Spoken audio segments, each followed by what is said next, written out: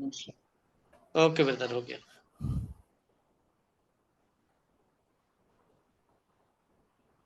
Okay. May his name be glorified. परमेश्वर के धन्य नाम की महिमा हो। I thank the Lord for giving us yet another opportunity while in this world to come before his presence and to learn from his word. मैं प्रभु का धन्यवाद देता हूं कि जिसने हम सभी को यह अवसर प्रदान किया कि हम उनकी उपस्थिति में आकर एक साथ मिलकर के उसके वचन को सीखे। I thank the Lord for all the people who have gathered here. मैं प्रभु का धन्यवाद करता हूं कि जो सब लोग यहाँ पर इकट्ठे हुए। During these winter seasons, it's quite easy to be lazy and to not learn from the word of God and to do other things. और इस ठंड के कड़ाके की ठंड की सर्दी में हम सोचते हैं कि ये आलस्य का समय है और सभी लोग ठंड के कारण जो है अपने कंबल में छिपना चाहते हैं और परमेश्वर के वचन में ज्यादा रुचि नहीं दिखाना चाहते हैं। But I thank the Lord that everyone gathered here has come before the Lord to learn from the word of God. लेकिन मैं प्रभु का धन्यवाद देता हूं कि प्रभु ने हम सबको इकट्ठा किया है जो प्रभु के वचन को सीखने के लिए। And today, when we have gathered, let us sit prayerfully before the Lord that He might talk to each one of us. और उससे पहले कि प्रभु हम उसके वचन को सीखने के लिए यहाँ पर आए हुए हैं, तो मैं सबसे प्रार्थना पूर्वक बैठने की आपसे उम्मीद करता हूं कि हम एक साथ मिलकर के प्रार्थना पूर्वक वचन को सीखें। So the topic which I have chosen today is the prophecies in the Bible. किया है I have chosen brother Is the prophecies in the Bible. और क्या कोई भविष्यवाणी है बाइबल के अंदर? When we look at the Bible, there are 66 books. हम बाइबल में देखते हैं कि 66 पुस्तकें हैं And out of those 66 books, many are prophetical books. और अधिकतर उन पुस्तकों में से भविष्यवक्ताओं की पुस्तकें हैं। Like from Isaiah onwards in the Old Testament, it's majorly all full of prophecies. And in the New Testament, we see the book of Revelation. और जब हम पुराने नियम में यशायाह की पुस्तक के बाद जो भी पुस्तकें हैं वो सब अधिकतर भविष्यवक्ताओं की पुस्तकें हैं और जो नए नियम में आते हैं तो प्रभु यीशु मसीह के प्रकाशन के विषय में हम पढ़ते हैं। So when we look at this, the Bible is the word of God.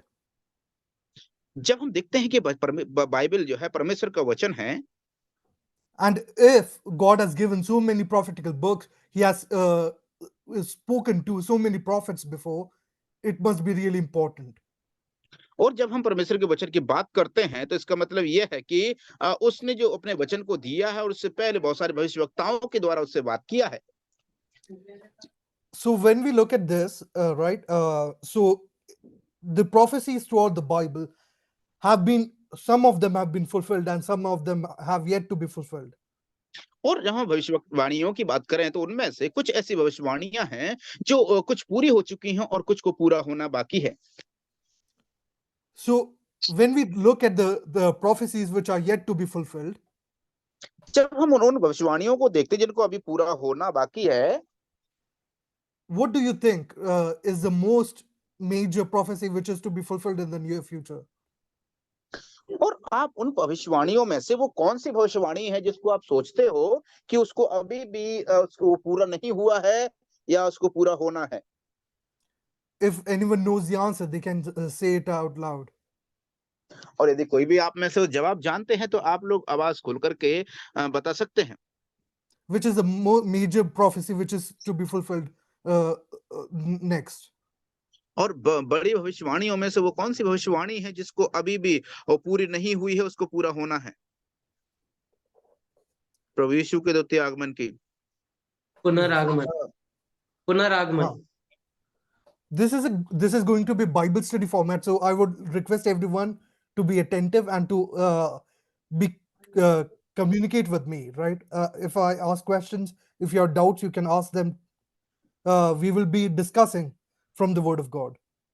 और मैं इस बात को सोचता हूँ कि ये बाइबल अध्ययन है, इसलिए मैं जो है सवाल वगैरह आपसे पूछूंगा और आप लोगों से मेरा उम्मीद है और निवेदन है कि आप लोग जो है उपस्थित रहें और तत्कालीन प्रभाव से जवाब भी दें।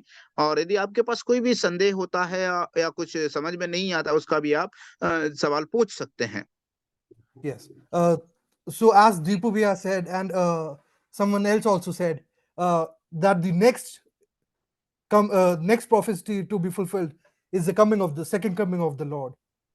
और जैसे कि भाई ने बताया और भाई ने बताया कि प्रभु यीशु मसीह के दूसरे आगमन की जो भविष्यवाणी है वो अभी पूरी नहीं हुई, उसको पूरा होना बाकी है। So when we look at the second coming of the Lord, people often say that it is the second coming and they leave it at that. और हम जब प्रभु यीशु के द्वितीय आगमन की बात करते हैं तो लोग क्या करते हैं, लोग उसको सुन करके उसको वहीं पर छोड़ देते हैं। They say it is the second coming. They don't go into the details of the thing.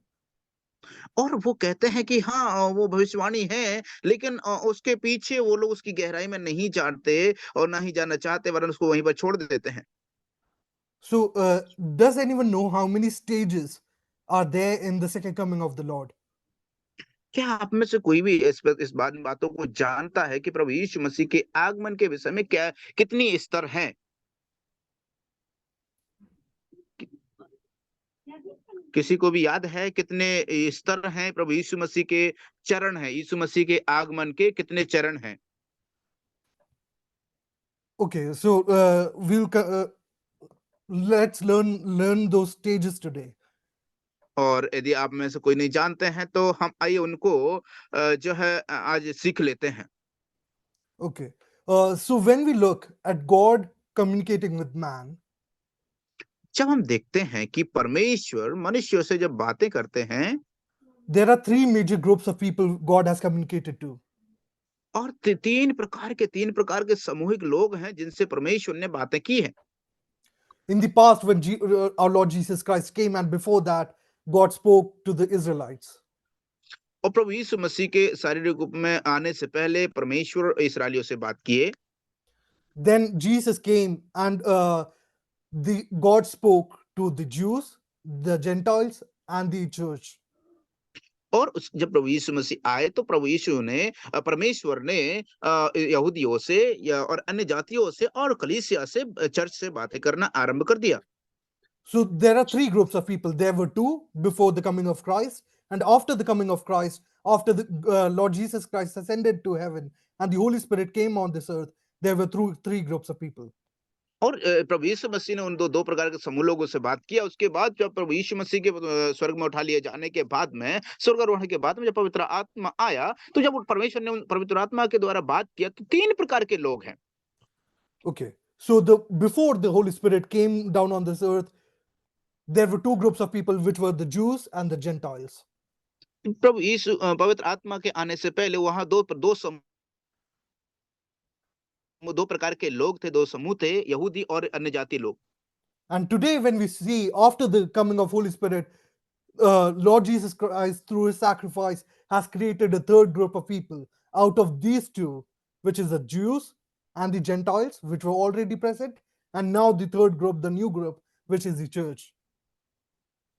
और जब हम पवित्र आत्मा को आगमन के बाद हम देखते हैं कि प्रभु यीशु मसीह ने तीसरे प्रकार के लोगों को चुनाव किया जिनसे वो वार्तालाप करते हैं। पहला है यहूदी, दूसरा है अन्य जातीय, तीसरा जो पवित्र आत्मा के आने के बाद में जो बनाया वो है कलीसिया, जिससे प्रभु परमेश्वर बात करते हैं। Jews were chosen people by God through Abraham. यहूदी वो लोग थे जो अब्राहम के द्वारा चुने हुए वंशज थे। Abraham, his descendants, through Jacob, the 12 tribes of Israel were formed, and Israelites, the Jews, were chosen people. और हम इस बात को देखते हैं कि उस याकूब के द्वारा सारे इस्राएलियों को जो और वो 12 गोत्रों का आगमन हुआ, उनका वो अस्तित्व में आए। And we remember the promise which God gave to Abraham. And we और हम इस remember the बात को भी promise जानते which हैं कि जो और इस बात को हम जानते हैं कि परमेश्वर ने जो वादे अब्राहम को दिए, और उन वादों को क्या हम उनको याद है? हम उन वादों को याद करते हैं, जानते हैं जो वादे अब्राहम को दिए प्रभु ने? कोई भी है तो जवाब दे सकते हैं, हाँ में भी दे सकते हैं, ना में भी दे सकते हैं, मुश्किल नहीं, चलेगा।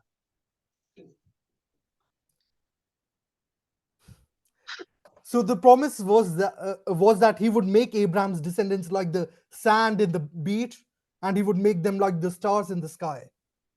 देखिए, हम सभी लोग जानते हैं कि प्रभु ने उनसे ऐसी वाचा बांधी थी कि अब्राहम से कहा कि तेरा संतान है जो है, तेरा वंश है जो समुद्र की किनकों के समान होगा और आकाश के तारों के समान होगा जो अनगिनत होंगे।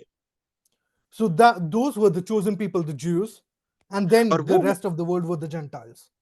और वो जो लोग हैं, वो चुने हुए वो लोग हैं और उसके बाद बाकी के जो लोग हैं, वो सब अन्य जातीय लोग कहे जाते थे। Our Lord Jesus Christ came down on this earth to save the children of Israel. और हमारे प्रभु इस दुनिया में आए और अन्य जातियों को बचाने के लिए। So when we look at it, right, there were Jews, there were Gentiles, and but God, Lord Jesus Christ, at first didn't come to save the Gentiles. He came to save the Israelites. ओ मेरे प्रिय, लेकिन हम देखते हैं पहली बार जो प्रभु यीशु मसीह आए, वो जो है अन्य जातियों के अलावा इस्राएलियों को, जिसके चुने हुए वंशजों को छुड़ाने के लिए, उनको बचाने के लिए आया। And as we all know that the Israelites rejected our Lord Jesus Christ, they didn't admit him to be the Messiah.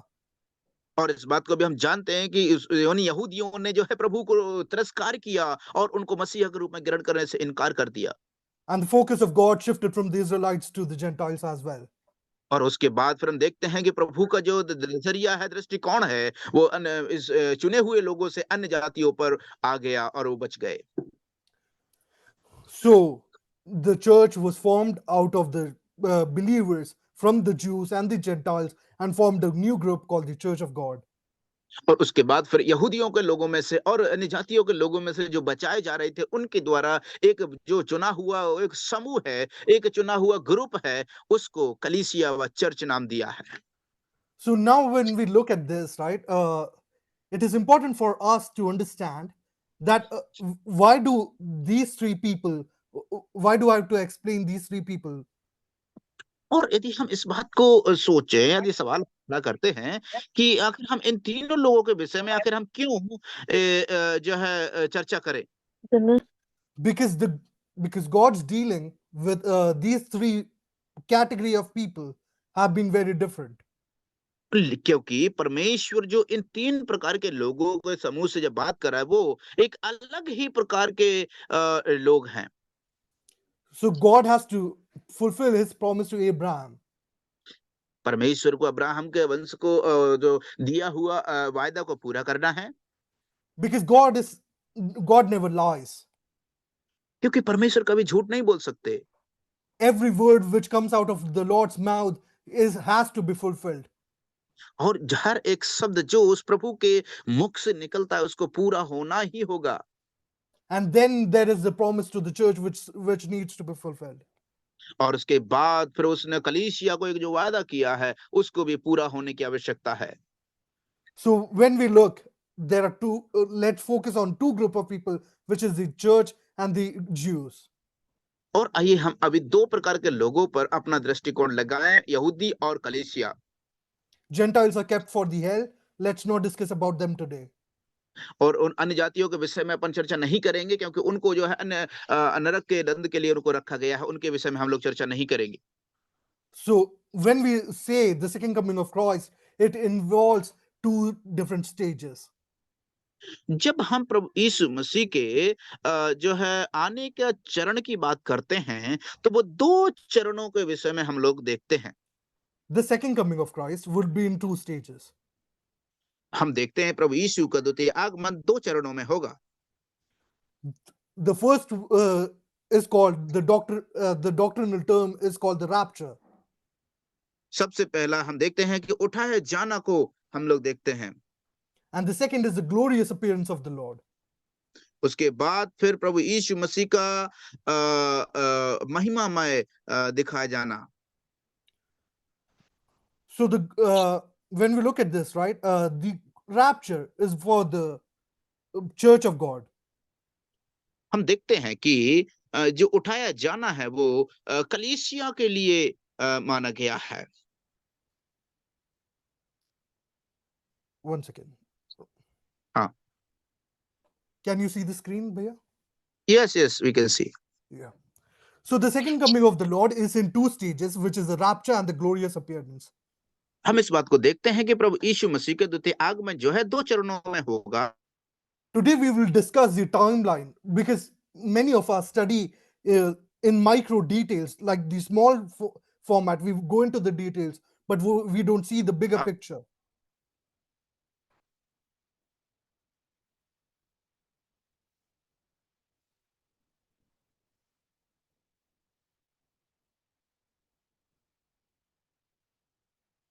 Hello, Bhaiya.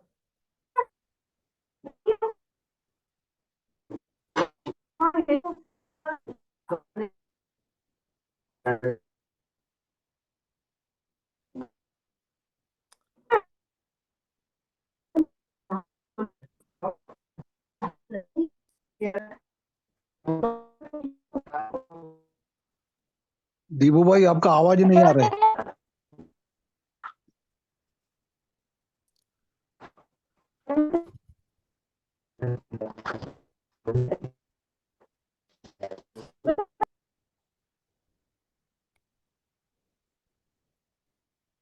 Deepu भाई आपका आवाज नहीं आ रहा, सर बोल रहे थे आवाज नहीं आ रहा दीपू भाई।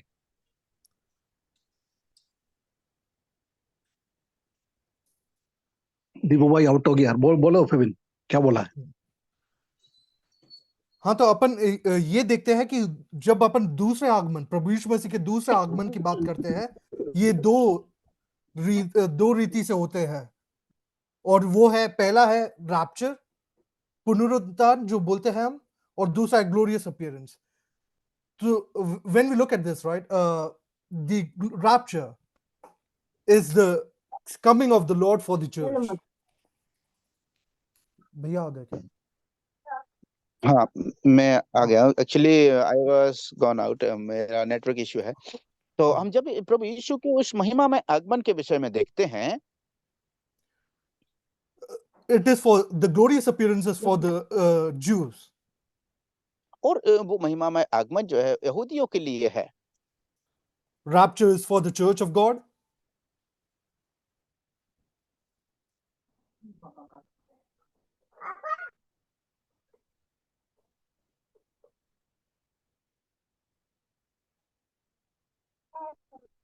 भैया दीपू प्रॉब्लम कर रहा है आपका।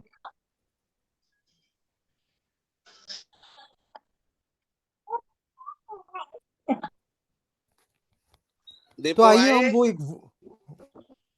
दीपू भाई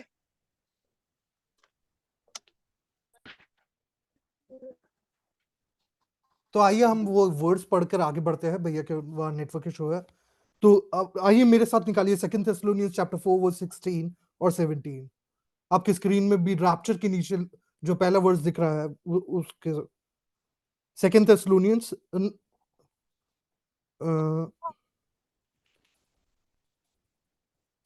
सॉरी वो 1 Thessalonians है। 1 Thessalonians chapter 4 verse 16 and 17. कोई भाई हिंदी में पढ़ दे तो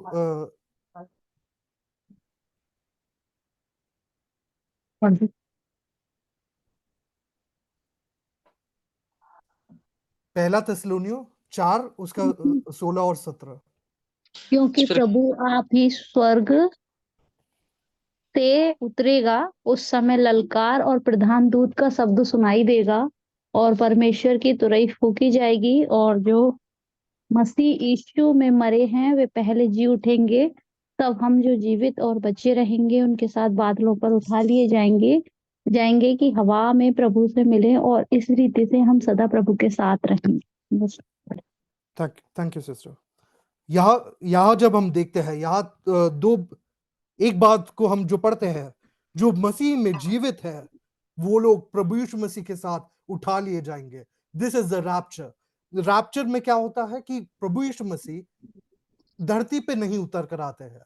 जो कलीसिया के सदस्य है, जो प्रभु यीशु मसीह में है, जिन्होंने उद्धार को पाया है, वे लोग मसीह में उठा लिए जाते हैं। दीपक भैया आ गए क्या? राइट, तो मसीह में उठा लिए जाते हैं। जब रैप्चर में हम देखते हैं कि प्रभु यीशु मसीह इस धरती पे उतर कर नहीं आते, परंतु ग्लोरियस अपीयरेंस को जब हम देखते हैं, ग्लोरियस अपीयरेंस के किसके छुटकारे के लिए आ रहे हैं? यहूदियों के। जब हम ज़करिया चैप्टर 14 वर्स 4 को पढ़ते हैं, ज़करिया चैप्टर 14 वर्स 4, ये कोई हिंदी में पढ़कर मेरी मदद कर दे। Zakaria chapter 14 verse 4।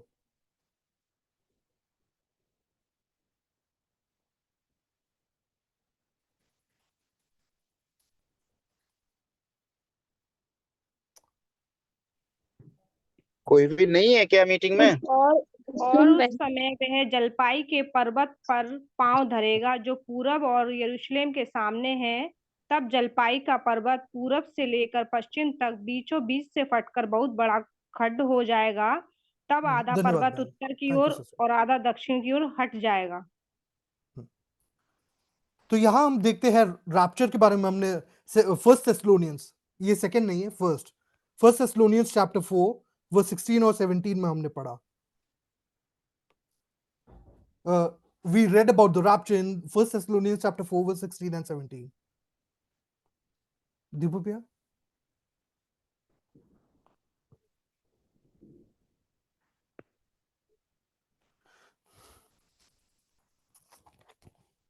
नहीं है क्या?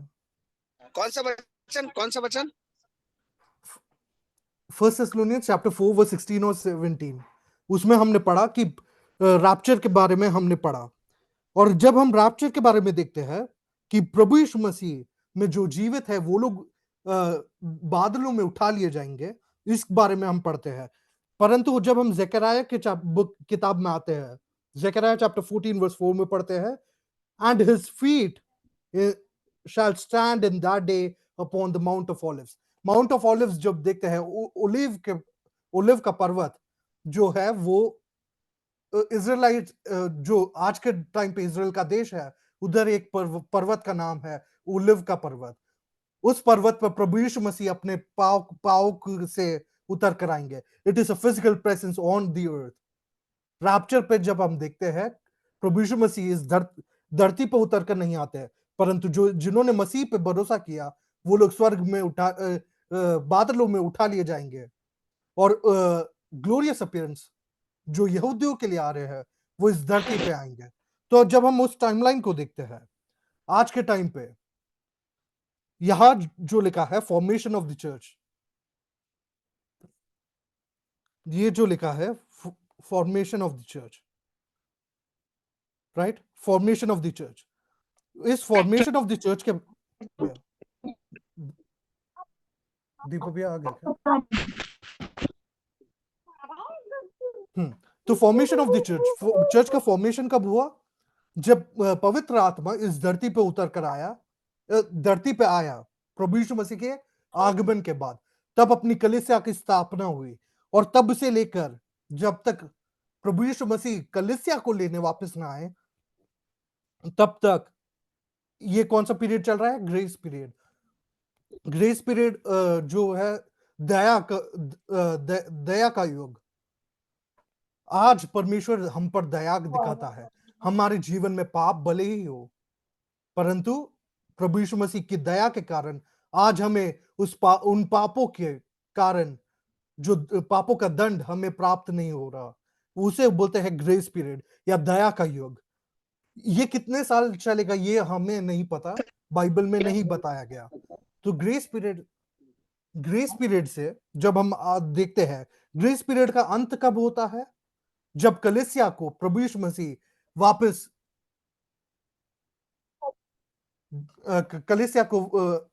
कलीसिया को लेने प्रभु यीशु मसीह वापस आएंगे, जो हमने पहले थेस्सलोनियों उसके 4 अध्याय में पढ़ा।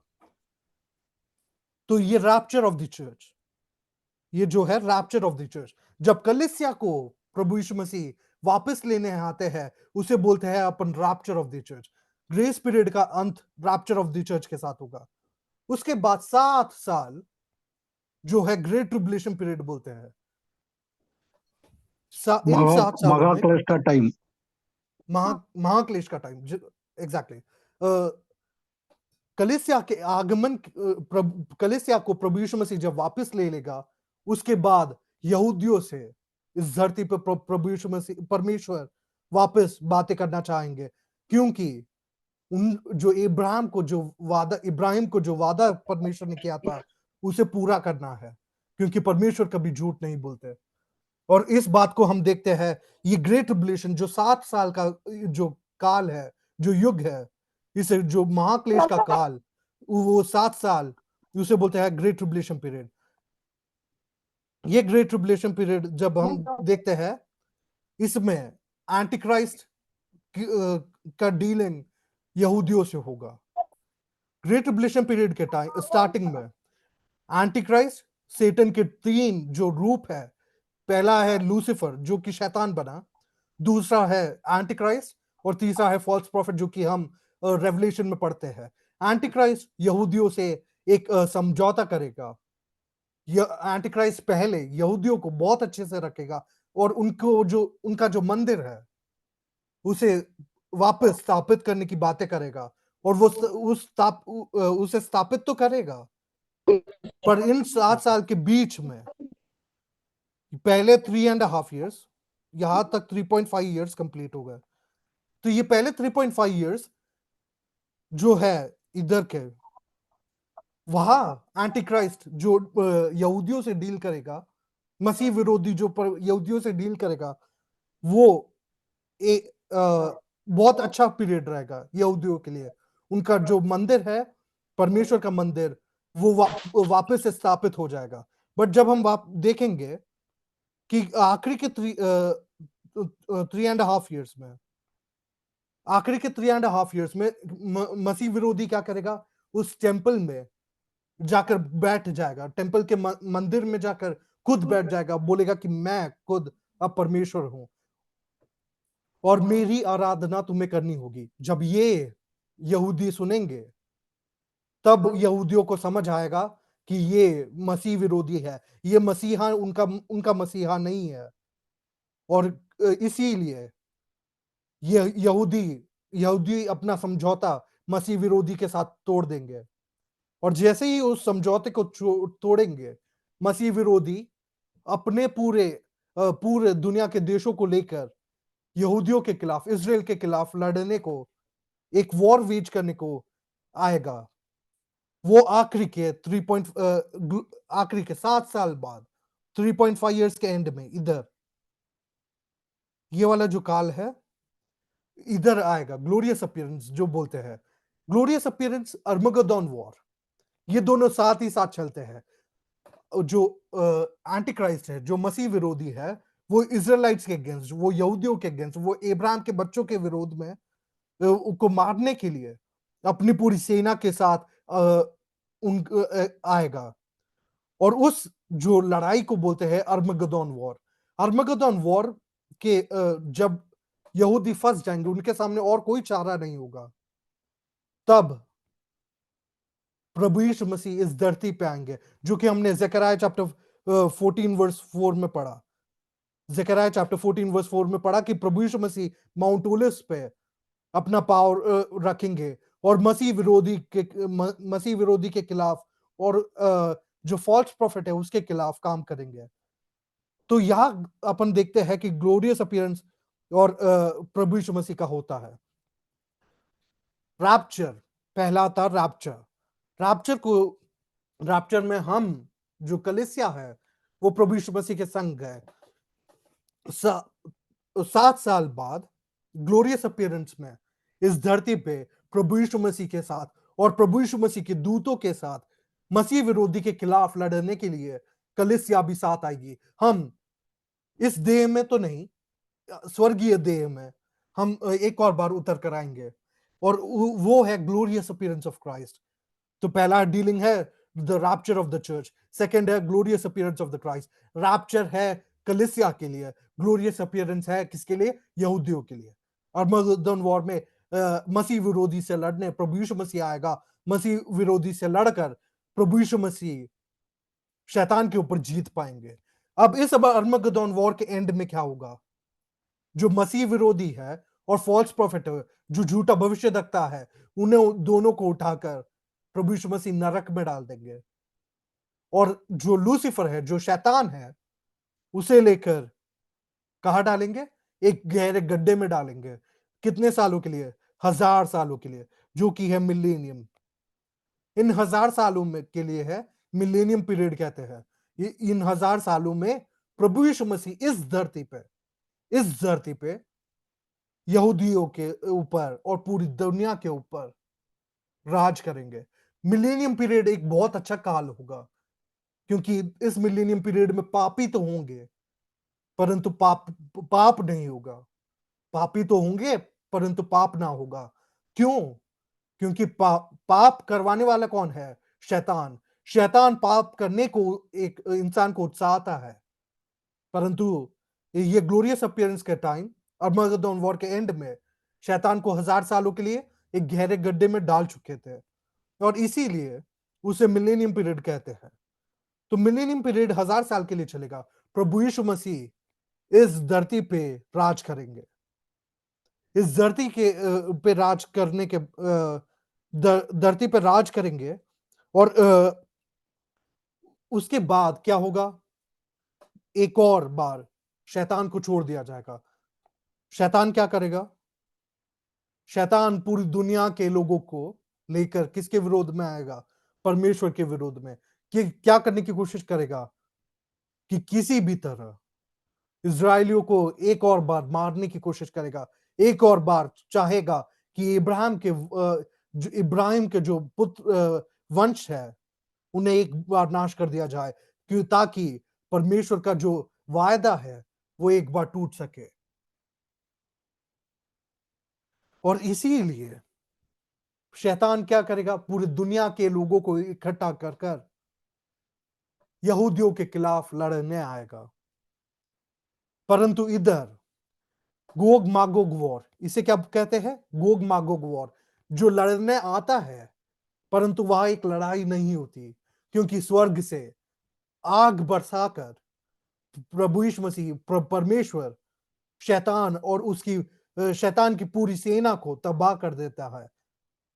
दुनिया के सारे जो पापी थे उन सभी को मार दिया जाता है, और यहां से एक नया पूरे दुनिया के पापियों को मारकर उन्हें वो श्वेत सिंहासन के सामने, व्हाइट थ्रोन के सामने, ये जो लिखा है व्हाइट थ्रोन, उसके सामने पहुंचा दिया जाएगा।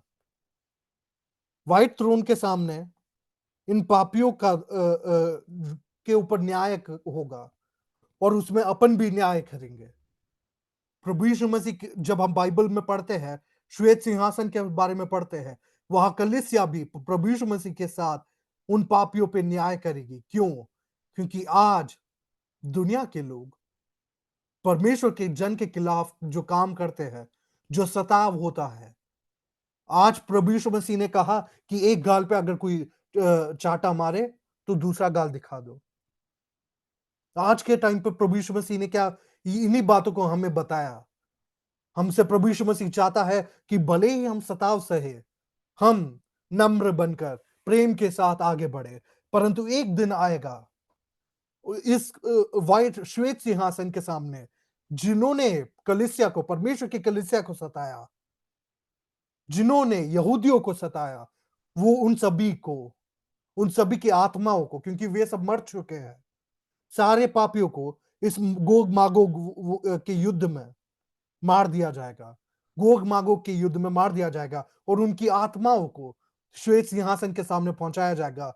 तब कलीसिया के हर एक जन प्रभु यीशु मसीह के साथ इन लोगों पर न्याय करेंगे, और ये हमारे लिए जानना बहुत जरूरी है। आज अगर आप सताव सह रहे हैं, आज अगर आपकी मसीह के गवाही के कारण आपका विरोध होता है, हमें ये बात याद रखने की जरूरत है कि हमें किसी के खिलाफ कुछ करने की जरूरत नहीं है, उसे परमेश्वर पे छोड़ दीजिए। इस श्वेत सिंहासन के सामने हम भी प्रभु यीशु मसीह के साथ जो दुष्ट है, जो अधर्मी है, जो पापी है, उन पर न्याय करेंगे, और इस श्वेत सिंहासन से सीधे उन्हें कहाँ भेज दिया जाएगा? उन्हें नरक में भेज दिया जाएगा, गेहना में भेज दिया जाएगा। उधर से प्रभु यीशु मसीह जो परमेश्वर है, इस धरती को पूरी तरह तबाह कर पूरी तरह जलाकर, इसे पूरा भस्म कर एक नई धरती और एक नया स्वर्ग को बनाएंगे, और उधर हम वास करेंगे पूरे इटर्निटी के लिए, पूरे अनंत काल के लिए परमेश्वर के साथ हम वास करेंगे। और ये है पूरा टाइमलाइन जो होने वाला है। यहाँ पे 3 थ्रोन्स, परमेश्वर के 3 थ्रोन्स के बारे में हमने पढ़ा। इधर आपने अगर देखा होगा तो पहला है जजमेंट सीट ऑफ क्राइस्ट। ये है जजमेंट सीट ऑफ क्राइस्ट। ये कब बनेगा, ये कब लगेगा, ये परमेश्वर का सिंहासन कब लगेगा? जब रैप्चर कलीसिया को परमेश्वर उठा लेंगे, तब रैप्चर होगा। और इस जजमेंट सीट ऑफ क्राइस्ट के सामने बिलीवर्स का परमेश्वर न्याय करेंगे। यहाँ पर बिलीवर्स को क्या मिलेगा? या तो रिवॉर्ड मिलेगा, या तो परमेश्वर हमारे कार्यों के लिए हमें बहुत अच्छे अच्छे फल देगा, या हमें शेम मिलेगा, हमें शर्मिंदगी होगी, क्योंकि हमने भले ही परमेश्वर से एक अनमोल देन को पाया है। परमेश्वर ने हमारे लिए बहुत बड़ा एक कार्य किया। उस कार्य के प्रतिरूप में हमने परमेश्वर के लिए इस धरती पे क्या किया, उसके अनुसार हमें वहां जजमेंट सीट ऑफ क्राइस्ट, मसीह के सिंहासन के सामने हमें वहां न्याय किया जाएगा। वहां कुछ लोग जिन्होंने मसीह के लिए अच्छे काम किए, उन लोगों को मसीह स्वर्ग से अच्छे फल देगा। परंतु जिन्होंने इस धरती पे रहकर मसीह से मिले हुए देनों के बावजूद परमेश्वर के विरोध में, परमेश्वर के लिए काम ना करते हुए दुनिया से अपना हाथ मिलाया, उन लोगों को शर्मिंदा कर पूरे अनंत काल के लिए रहना पड़ेगा। तो ये जजमेंट सीट ऑफ क्राइस्ट किसके लिए है? बिलीवर्स के लिए है। ये ग्लोरियस अपीयरेंस के साथ साथ throne of glory. Judgement seat of Christ क्या है? ये एक सिंहासन है। वैसे ही थ्रोन ऑफ ग्लोरी क्या है? एक और सिंहासन है। थ्रोन ऑफ ग्लोरी के सामने किसको लाया जाएगा? ये जो ग्रेट ट्रिब्युलेशन पीरियड है, जहां महाक्लेश का समय, जहां इजरायलियों को मसीह विरोधी और उसके लोग सताएंगे। यहूदियों की मदद जिन लोगों ने भी की, उन्हें प्रभु यीशु मसीह इस सिंहासन के सामने, तेज के सिंहासन के सामने उन्हें स्वर्ग भेजेंगे। और बाकियों को जिन्होंने मदद नहीं की, जिन्होंने यहूदियों के खिलाफ काम किया, उन्हें नरक के लिए रखा जाएगा। तो ये है थ्रोन ऑफ ग्लोरी या तेज का सिंहासन। और यहाँ पर जूस के, यहूदियों की मदद जिसने की, उसके हिसाब से हमें इन लोगों का न्याय होगा। और ये व्हाइट थ्रोन के सामने किसका न्याय होगा? व्हाइट थ्रोन के सामने पापियों का न्याय होगा, सिनर्स। व्हाइट थ्रोन के सामने सिनर्स का न्याय होगा। इस बातों को हमें याद रखना है। तो पहला, एक और बार मैं रिवाइज कर हम आगे बढ़ेंगे। उसके बाद अगर किसी को कोई डाउट है तो पूछ सकते हैं। ग्रेस पीरियड कलीसिया के फॉर्मेशन से ये जो है ग्रेस पीरियड कहां से चालू हुआ? कलीसिया जब से स्थापित हुआ इस धरती पर, जब पवित्र आत्मा ने आकर कलीसिया की स्थापना की, तब से चालू हुआ। कब तक? कलीसिया के वापस प्रभु यीशु मसीह के पास पहुंचने तक, रैप्चर तक। ये कितने साल है ये हमें नहीं पता। रैप्चर, कलीसिया के प्रभु यीशु मसीह के पास पहुंचने के बाद 7 साल महाक्लेश का समय। महाक्लेश के समय कितने साल? 7 साल। 7 साल यहूदियों के खिलाफ मसीह विरोधी और उसके लोग काम करेंगे। और उस समय जिन्होंने यहूदियों की मदद की है, उन्हें मिलेनियम में आगे बढ़ाया जाएगा। और जिन्होंने यहूदियों के खिलाफ काम किया है, उन्हें नरक के लिए रख दिया जाएगा। अब जब हम इधर देखते हैं तो रैप्चर के बाद जजमेंट सीट ऑफ क्राइस्ट, और ये अर्मगेदोन वॉर के बाद ग्लोरियस अपीयरेंस, जब प्रभु यीशु मसीह धरती पे वापस आते हैं, उसके बाद थ्रोन ऑफ ग्लोरी सेट किया जाएगा। जो तेज का सिंहासन है, प्रभु यीशु मसीह उस सिंहासन को लगाकर उसके ऊपर विराजेंगे और उन लोगों को न्याय करेंगे जिन्होंने यहूदियों के खिलाफ या यहूदियों के लिए काम किया। और आखिरी में मिलेनियम पीरियड के 1000 सालों के बाद, इन 1000 साल कौन रूल करेगा? इन 1000 साल प्रभु यीशु मसीह इस धरती पे राज्य करेंगे। जीसस इस धरती पे राज करेंगे। अंत में यहाँ पर सेटन कहा होगा होल में, एक गहरे गड्ढे में, और मसीह विरोधी और जो झूठा भविष्य वक्ता है उन्हें नरक में बेच चुके होंगे। तो यहां से लेकर यहां तक, अब गोग मागोग वॉर तक जो है, गोग मागोग वॉर, यहां पर क्या होगा? पूरी दुनिया के जितने भी पापी लोग हैं जो यहूदियों को एक और बार कोशिश करेंगे कि परमेश्वर का वायदे को वो लोग तोड़ सके, इसलिए अपनी एक पूरी आर्मी बनाकर एक साथ इकट्ठा होंगे कि यहूदियों को मार सके। तब स्वर्ग से आग निकालकर प्रभु यीशु मसीह उस पूरी आर्मी को, उस पूरी सेना को तबाह कर देंगे, और उसे बोलते हैं गोग मागोग वॉर। और यहाँ पर सेट होगा व्हाइट थ्रोन जो है पापियों के न्याय के लिए। यहाँ पर सारे पापियों को मारा जाएगा और उनके आत्माओं को लेकर श्वेत सिंहासन के सामने लाया जाएगा, और श्वेत सिंहासन से कहा ले जाया जाएगा? हेल, नरक में सीधे इन लोगों को फेंक दिया जाएगा। परंतु हम जो बचा लिए गए हैं वो कहा जाएंगे इटर्निटी। बिलीवर्स कहा जाएंगे जो परमेश्वर पर भरोसा करते हैं, जो प्रभु यीशु मसीह के द्वारा छुड़ा लिए गए हैं, वो लोग कहा जाएंगे अनंत काल के इस देश में, अनंत काल में नए आकाश और नई पृथ्वी, नया स्वर्ग और नई पृथ्वी की ओर हम बढ़ेंगे। आज परमेश्वर ने हमें एक बहुत बड़ी आशा दी है। आज परमेश्वर ने हमें बहुत बड़ी एक आशा दी है। इन्हीं बातों को हमें स्मरण रखना है। एक बार जिन्हें भी इन बातों के बारे में वर्सेस पढ़ने हैं, इसका स्क्रीनशॉट ले सकते हैं। ये है great tribulation period, millennium period और इटर्निटी। इसका स्क्रीनशॉट जिसे लेना है वो ले सकते हैं। इन वर्सेस को घर पे आप अपने समय के हिसाब से पढ़ सकते हो। और उसके बाद जो 3 सिंहासन है उनके वर्सेस ये है। इधर आपको जो प्रभु यीशु मसीह सिंहासन सेट करेगा, ये किसके लिए? बिलीवर्स के लिए। Judgement seat of Christ believers के लिए, और ये व्हाइट थ्रोन किसके लिए? सिनर्स के लिए। ये सेट करेगा। इन वर्सेस का स्क्रीनशॉट जिसे लेना है वो ले सकते हैं। मैं प्रभु का धन्यवाद देना चाहूंगा कि आप लोग एक साथ आए, और आपने थोड़ा नेटवर्क इशू था, फिर भी आप लोग मसीह के परमेश्वर के वचन को पढ़ने के लिए आए, इसलिए मैं आप सभी का धन्यवाद देना चाहूंगा। और आने वाले समय में मैं चाहूंगा कि आप लोग एक बार कोशिश करें कि इन वचनों के अलावा भी एक बार कोशिश करें कि इन्हें पढ़े। और जिन्हें इस टाइमलाइन का स्क्रीनशॉट लेना है, एक सेकंड मैं क्लियर कर देता हूं।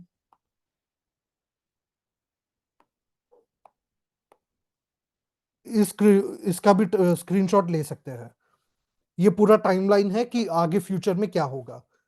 तो अगला मेरे जो पहला सवाल था कि अगला जो सबसे बड़ा भविष्यवाणी जो पूरी होनी है वो है कलीसिया के उठा लिए जाने की, रैप्चर की।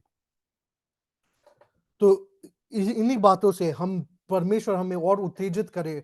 आइए परमेश्वर की हम महिमा करें। May his name be glorified both now and फॉरएवरमोर।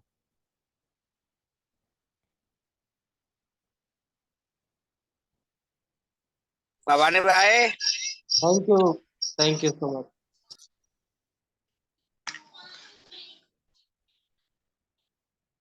Thank you so much brother, बहुत बहुत धन्यवाद। परमेश्वर आपको बहुत आशीष दे। आज हमने परमेश्वर के दूसरे चरण के बारे में सीखा है, और ब्रदर ने बड़ी अच्छी रीति से परमेश्वर के वचनों के द्वारा हम लोगों को समझाया।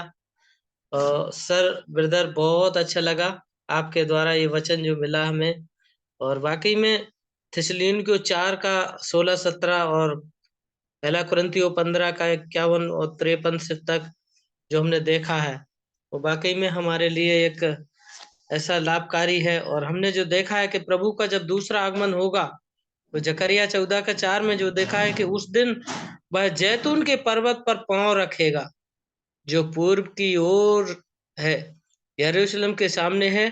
जब जैतून का पर्वत पूर्व से लेकर पश्चिम तक बीचों बीच फटकर बहुत बड़ा खड्डा हो जाएगा। मेरे प्रियो, हमारे परमेश्वर का आगमन उस जैतून के पर्वत पे होगा। और हम क्या देखते हैं, इसलिए इनको में लिखा है कि क्योंकि प्रभु का और आप स्वर्ग से उतरेगा, प्रभु स्वर्ग से उतरेगा, उस समय ललकार और प्रधान दूत सब सुनाई देगा और परमेश्वर की तुरही फूंकी जाएगी। मेरे प्रियो, आज हमने दूसरे आगमन के बारे में परमेश्वर के वचन को सीखा है और परमेश्वर राज करेगा। मेरे प्रियो, हमें भी उसके लिए क्या करना है, तैयार रहना है। उस परमेश्वर का, जो परमेश्वर की आराधना करेगा वो परमेश्वर के साथ राज करेगा, और जो मरेगा और जो परमेश्वर में सो गए होंगे वो दोबारा जीवित हो जाएंगे, जी उठेंगे। और प्रभु का वचन कहता है कि जहां मैं जाता हूं वहां का तुम मार्ग जानते हो मेरे प्रियो।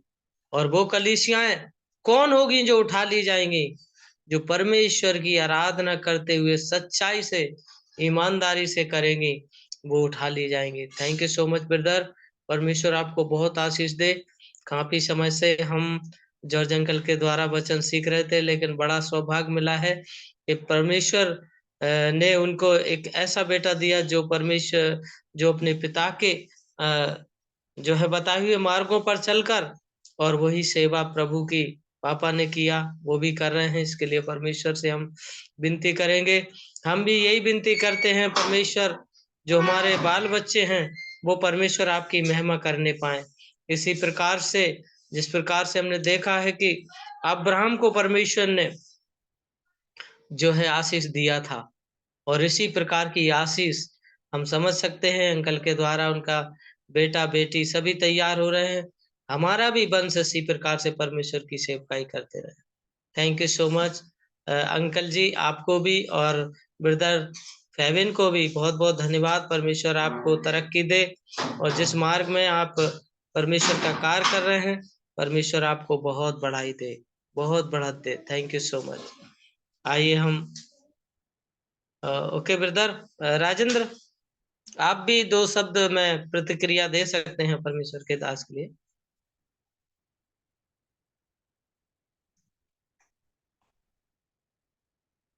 ब्रदर राजेंद्र, राजेंद्र सिंह जी।